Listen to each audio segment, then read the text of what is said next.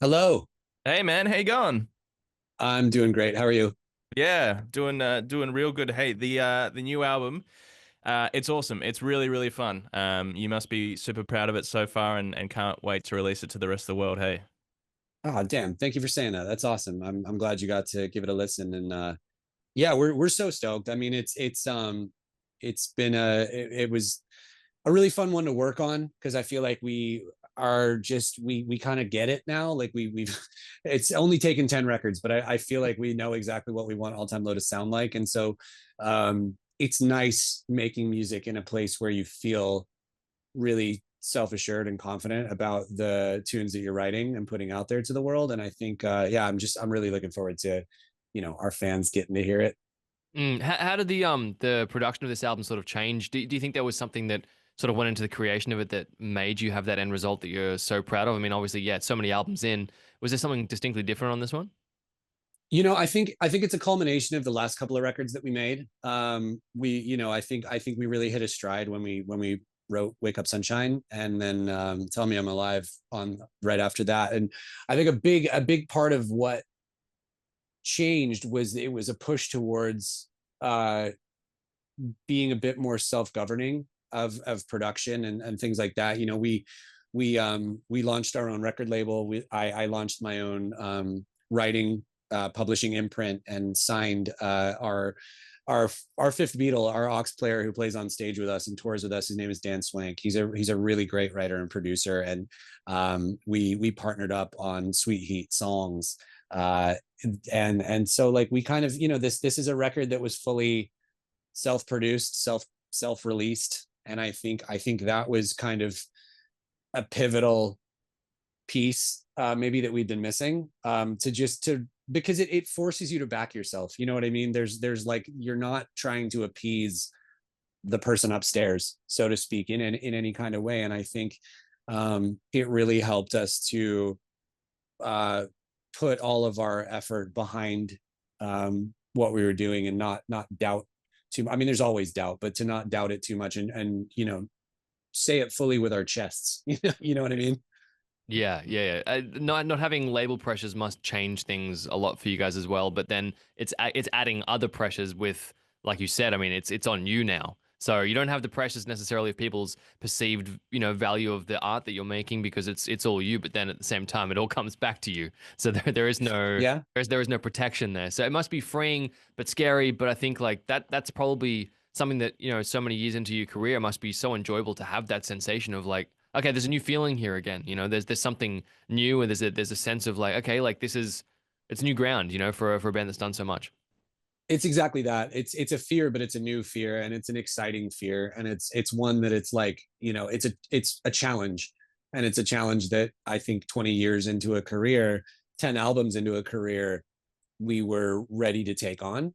And it I think it added a they like diamonds form in pressure kind of thing. Yeah. Not and it's one of those things where I think we needed a little bit of that to invigorate and get something that we're really proud of and really love. There's definitely like a whole, I don't know, aside from the record itself, there's a whole aesthetic that goes with it. It's colorful, it's fun. You guys have got the jumpsuits going on at the moment as well. I wouldn't necessarily recommend wearing those for good things in December here, especially in Queensland. It might be a little The warm. heat is real. Yeah, well, I mean, you were only here a couple of years ago, so you'd have a decent idea of how hot it can get, especially in Queensland around, November, December. But what was the inspiration behind, I guess, the colorful, fun nature of it all?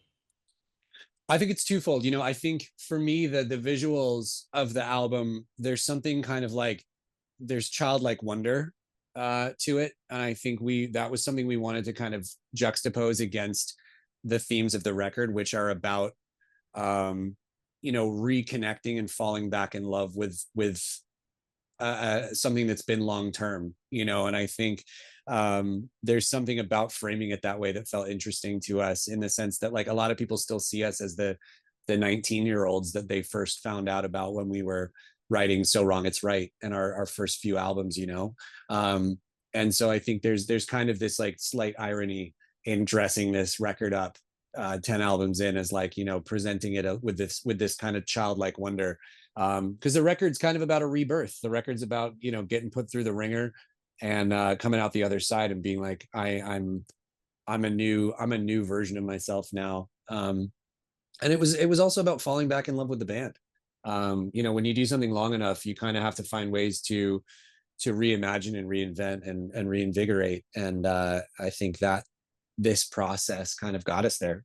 And then, you know, visually speaking, like it kind of harks back to some of my favorite visuals from bands I love from like the 80s. You know, I think there's some Talking Heads to it. There's some Elvis Costello to it. And you know, optics that like I feel like people aren't doing that right now. It felt like, you know, when everybody zigs, you zag. And it just felt kind of cool doing something a little bit off the beaten path.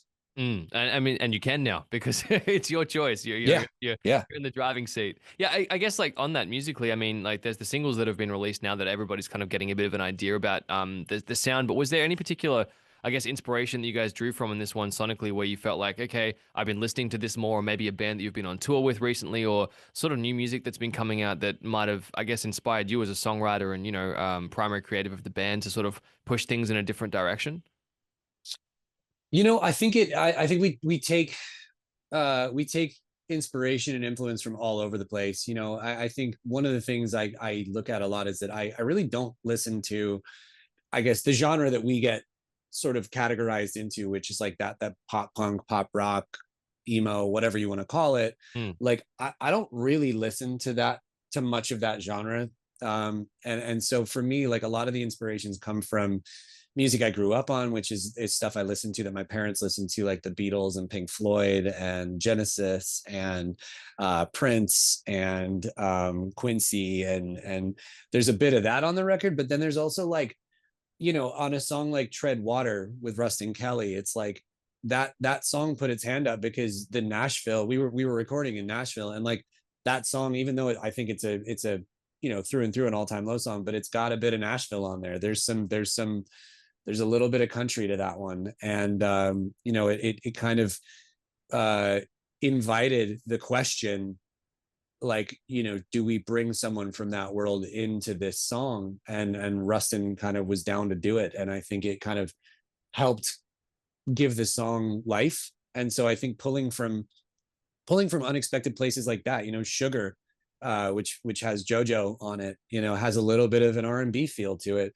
even though it's very much, again, an all-time low song, and it's produced as a rock song. But you know, there are we're painting with a lot of different brushes on this record, and that was something that was really fun to do because we get to flex our our you know, out of the box inspirations. I was going to ask you about that one because obviously the singles we've got so far, I reckon Sugar is going to be one that a lot of people are going to like. I think it's going to be very successful.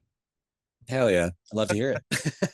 Hey, you're coming down for Good Things Festival. Like I said, you were a couple of years ago. We spoke to Butch Vig a couple of months ago, who's coming down with Garbage, of course. He said he's looking forward to a 3-day bender and to cracking into Maynard James Keenan's personal wine collection when he's down here. What are you looking forward to about Good Things Festival?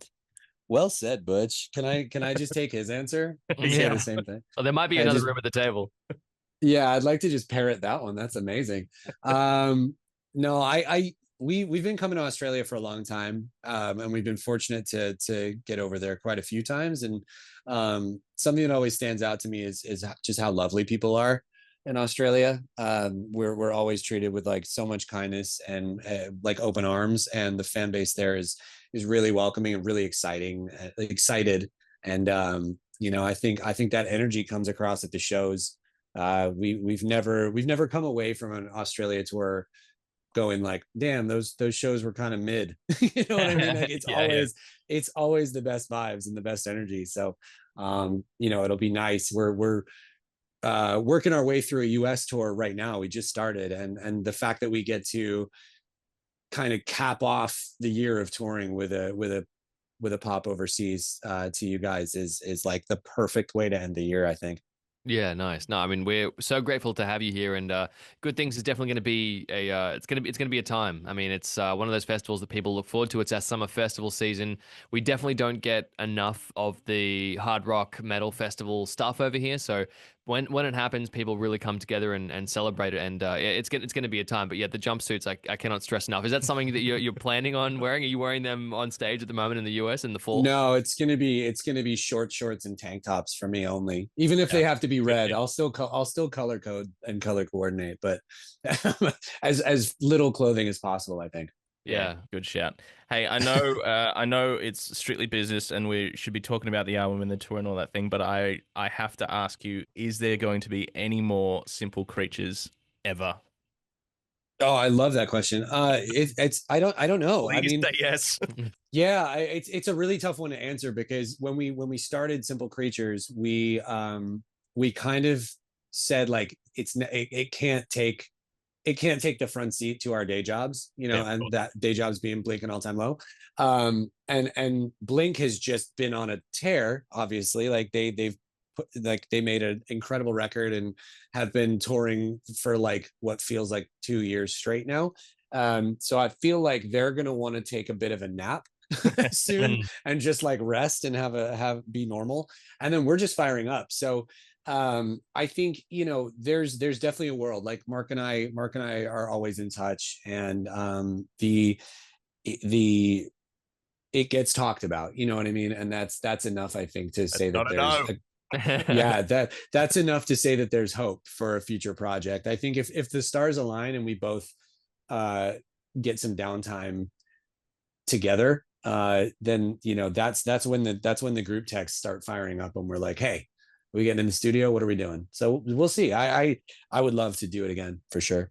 Are you somebody that can write, I guess, via correspondence, like with a writing partner like Mark? I mean, is it something that you would ever? I mean, just like with the writing process, like, are you someone that would really want to be in the same room? That's a really good question. Obviously during like COVID when everybody was locked down, Mm, that's the first time I was ever put in a position of like remote writing, just out of necessity. yeah, And I gotta say, like it works, it's doable, but there's something missing, and there's something to be said for being in the same room and having those conversations. There's so much spontaneity to writing music, I feel, and sometimes like it doesn't get captured over over a Zoom call. Like you kind of got to be sitting there, uh like on your third coffee order, and yeah. vibing, and that's when like the magic happens. So I think we'd be better off getting in a room. Yeah, the essence. There's an intangibility to it. Exactly. That yeah, if Exactly. you got to be able to see it like face to face. And I don't know. I can imagine obviously working with somebody that's, you grew up listening to their music and obviously a big hero of yours. So like there's probably still an element, I imagine. I mean, like not to diminish your accomplishments in your own right, but I imagine just walking into a room with Mark, every time you're in there, you must just be like, oh, I'm doing it. No, I feel you. Like it is pretty surreal. Like we've known each other for quite a while now, and become close friends. And it is an interesting thing when you uh Mark and Blink are a massive part of the reason that we are a band, that we started chasing music and wanted to do this for a career. So I owe a lot to Mark, and it is funny, like thinking anytime we sit down to talk about making music or even just hang out, I'm always just like, life's pretty crazy. That's what it always comes down to. But yeah, it's definitely still sometimes pretty surreal. And I think back and I'm like, man, if I could tell my 13-year-old self in eighth grade that's learning how to play dumpweed, that one day you'll start a band, I don't think I'd believe that. It's pretty far-fetched. Well, mate, I do hope it happens because it is honestly one of my favorite little side projects that's popped up over the last 10 years, and I still listen to One Little Lie basically every week. And this new Oh, album that's so itself sick. Thank you. is absolutely amazing. I've been lucky enough to have an advanced copy, and I've listened to it maybe 6 or 7 times now, and I'm really excited for it to come out this Friday, and of course to have you down for Good Things Festival. So, mate, really appreciate you taking the time to have a chat to us and come and visit us all the way down here in Australia. Yeah, of course. Thank you for having me. Stoked to get down.